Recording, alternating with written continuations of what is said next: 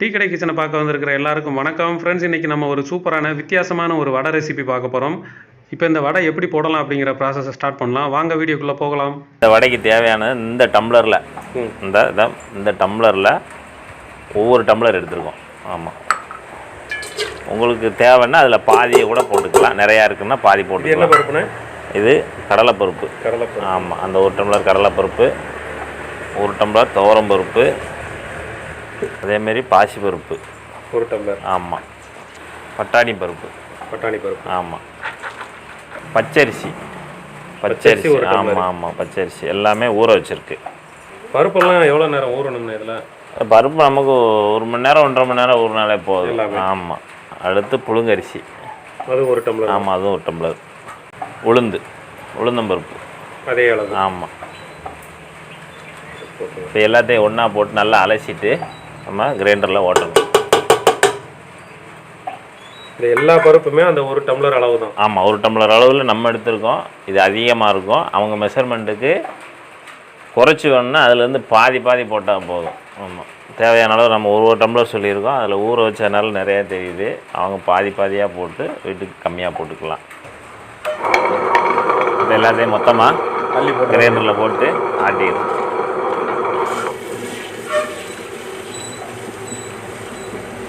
இந்த வடைக்கு வந்து ப்ராசஸை கரெக்டாக பார்த்துக்கிட்டே வாங்க. 1 by 1 பார்த்துக்கிட்டே வாங்க. இப்போ மாவு ஓட விட்ருக்கோம். மாவு எந்த அளவுக்கு ஓட விடணும், ஓட விட்டு எந்த பக்குவத்தில் மாவை எடுத்து அதில் என்னென்னலாம் சேர்க்குறன்றதை ரொம்ப கவனமாக பார்த்துட்டே வாங்க. இது ஒரு வித்தியாசமான வடை. இது நல்ல வித்தியாசமான ஒரு ரெசிபி. சாப்பிட்றதுக்கு ரொம்ப சூப்பராக இருக்கும். அதனால் மிஸ் பண்ணிடாதீங்க. மிஸ் பண்ணாமல் பார்த்துக்கிட்டே வாங்க. என்னென்ன செய்கிறோன்றதை கண்டினியூவாக பார்த்துக்கிட்டே வாங்க. இந்த பருப்பெல்லாம் கிரைண்டரில் ஆடும்போது ரொம்ப தண்ணி தெளிக்க வேண்டாம். கொஞ்சம் கொஞ்சமாக தெளித்து ஓரளவுக்கு இந்த மாதிரி கொஞ்சம் கட்டியாக இருக்கிற மாதிரி இருந்தாலே போதுமானது. இந்த வடைக்கு நம்ம உளுந்து சேர்த்துருக்கிறதுனால மாவு நல்லா பொங்கி வரும். இப்போ இந்த ஸ்டேஜில் மாவு நல்லா ஆடி வந்துருச்சு. இப்போ நம்ம அந்த மாவு எல்லாத்தையுமே தோண்டி வெளியில் எடுத்துக்கலாம். இப்போ அடுத்ததாக இந்த வடைக்கு நம்ம தாளித்து போடணும். அதுக்கு என்னென்ன போடுறோம் அப்படிங்கிறதை நோட் பண்ணிக்கோங்க. 100 கடலெண்ணெய் ஊற்றி இப்போ தாளிப்பு போடணும். ஆமாம், நீங்கள் பார்த்துட்டே வாங்க. இப்போ நம்ம மாவு ஆட்டி அதில் போடணும். ஆமாம், மாவு ஆட்டியாச்சு. இப்போ வந்து தாளிப்பு போட்டு தான் அதில் போடணும். தாளிப்புக்கு என்னென்ன சேர்க்குறேன்னு பாருங்கள். 1 ஸ்பூன் கடுகு, கொஞ்சம் கடுகு, உளுந்து, ஒரு 3 வத்தல் இந்த மாதிரி பொடிசை கிள்ளி வச்சு ஒரு 2 கொத்து கருவேப்பிலையை உள்ளே போட்டோம். ஆமாம்,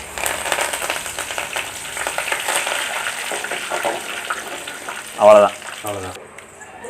தாளிப்பை நம்ம தோண்டி வச்சதில் தாளிப்பை சேர்த்து ஊற்றிடணும். ஒரு மீடியம் சைஸ் வெங்காயம், இவ்வளோ தண்டி மீடியம் சைஸ் வெங்காயம், ஒரு 4 வெங்காயத்தை வெட்டி வச்சுருக்கு. இந்த மாதிரி பொடுசாக வெட்டிக்கோங்க. பச்சை மிளகா ஒரு 6 பச்சை மிளகா அந்த அளவுக்கு பொடுசாக வெட்டி வச்சுக்கோங்க. மல்லித்தலை ஒரு கொத்து பொடுசாக வெட்டி வச்சுக்கோங்க. கருவேப்பிலையும் 2 கொத்து, ஒரு சின்ன துண்டு இஞ்சி, ஒரு 3 வெள்ளைப்பூடு இந்த மாதிரி நச்சு எடுத்து வச்சுக்கோங்க. இந்த மாதிரி நச்சு எடுத்து வச்சுக்கோங்க. 1-2 நச்சு எடுத்து வச்சுருங்க. 2 ஸ்பூனு சோம்பு, 1 ஸ்பூனு சீரகம். இந்த மாவுக்கு தேவையான அளவு உப்பு. இது 1 ஸ்பூனு, பெரிய ஸ்பூனுக்கு 1 ஸ்பூன் இருக்கும். இப்போ இன்னொரு பொருளை வந்து முக்கியமான பொருளை இதை நம்ம இதில் சேர்க்க போகிறோம்.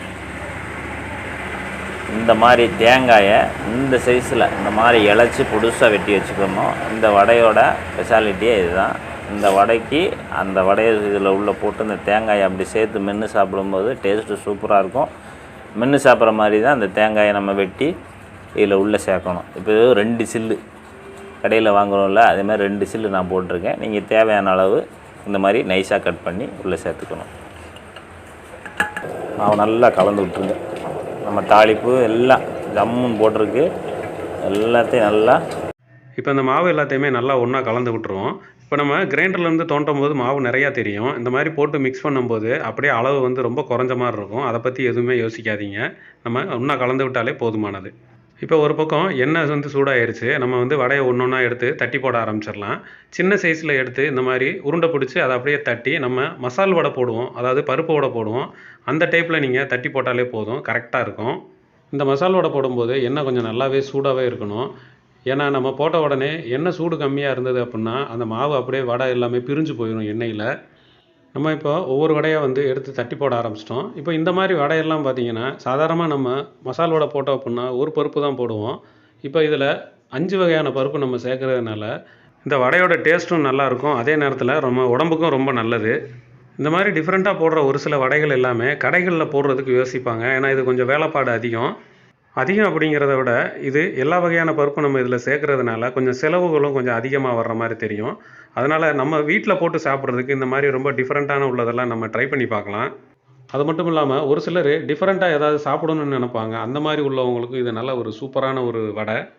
இப்போ நம்ம தட்டி போட்ட எல்லா வடையுமே ஒரு பக்கம் நல்லா வெந்துருச்சு. இதில் கொஞ்சம் உதிரிகளும் அதிகமாக இருக்கும். அதை பற்றி எதுவுமே பிரச்சனை இல்லை. அந்த உதிரிகள் எல்லாத்தையுமே எடுத்து மறுபடியும் அந்த மாவுலேயே நீங்கள் சேர்த்து திரும்பவும் தட்டி போட்டுக்கலாம். நல்லா தான் இருக்கும். இப்போ இந்த வடை போடும்போது கொஞ்சம் அடுப்பை நம்ம ஹை ஃப்ளேமில் வச்சுருந்தா கூட திருப்பி விட்டுட்டு கொஞ்சம் குறைச்சி வச்சிட்டோம் அப்படின்னா கொஞ்சம் நின்று நிதானமாக வேகும். இப்போ நம்ம போட்ட எல்லா வடையுமே நல்லா ஒன்று போல் 2 பக்கமும் செவந்து வந்திருக்கு. இப்போ இந்த டைமில் நம்ம எல்லா வடையுமே அரைச்சி வெளியில் எடுத்து வச்சிடலாம். இந்த வடைக்கு சைடிஷாக நீங்கள் தக்காளி சட்னி இல்லைன்னா தேங்காய் சட்னி வச்சு சாப்பிட்டு பார்க்கலாம். டேஸ்ட்டு பார்த்தீங்கன்னா சும்மா அட்டகாசமாக இருக்கும்.